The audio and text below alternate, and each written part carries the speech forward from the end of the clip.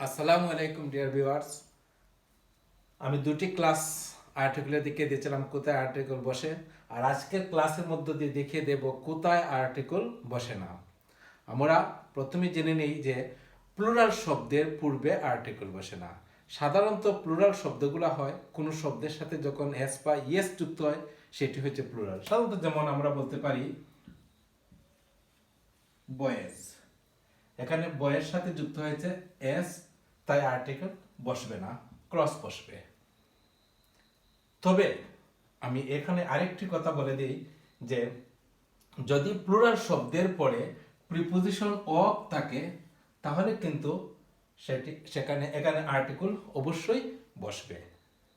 আমি আবার বলছি, আমরা জানি প্লুরাল শব্দের পূর্বে আর্টিকেল বসে না, কিন্তু প্লুরাল শব্দের পরে যদি প্রিপোজিশন অফ থাকে তাহলে অবশ্যই আমাদের এখানে আর্টিকেল বসাতে হবে।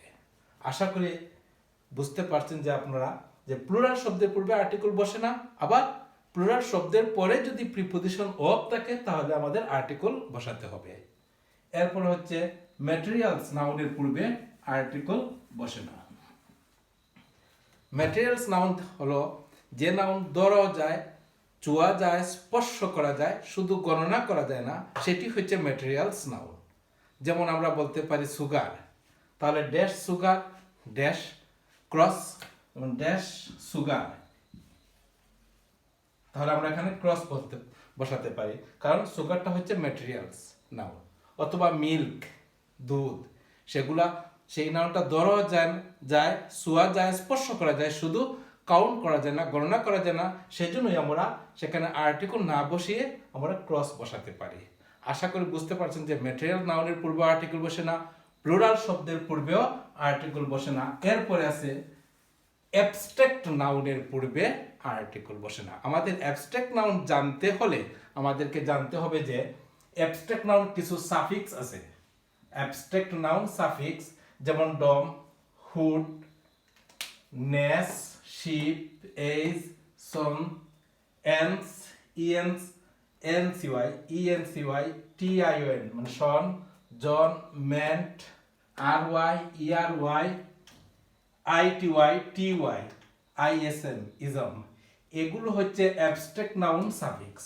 যখন কোনো শব্দের শেষে এই সাফিক্সগুলো পাওয়া যাবে তাহলে বুঝতে হবে সেই শব্দটি হচ্ছে অ্যাবস্ট্রাক্ট নাউন, অতএব সেই অ্যাবস্ট্রাক্ট নাউন শব্দের পূর্বে আর্টিকেল বসবে না।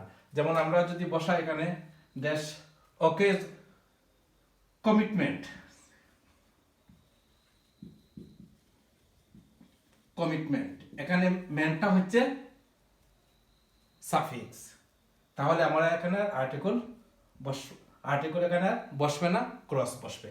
ঠিক এভাবেই যে কোনো অ্যাবস্ট্রাক্ট নাউন সাফিক্স, যে কোনো অ্যাবস্ট্রাক্ট নাউন শব্দের পূর্বে আমাদেরকে আর্টিকেল বসাতে হবে না। এরপর হচ্ছে অ্যাডজেক্টিভ, অ্যাডজেক্টিভ শব্দের পূর্বে আর্টিকেল বসবে না। আবার কিছু সংখ্যক শব্দ আমরা জানি অ্যাডজেক্টিভ, যেমন বিউটিফুল,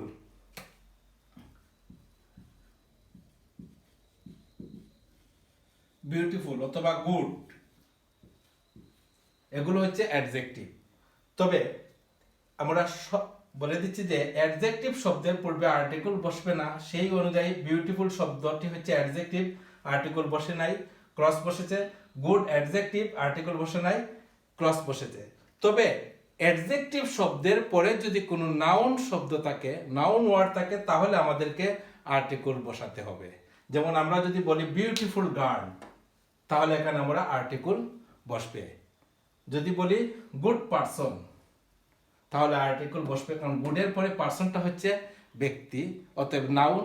বিউটিফুল গার্ল, গার্লটা হচ্ছে নাউন, যার কারণে আমাদেরকে আর্টিকেল বসাতে হয়েছে।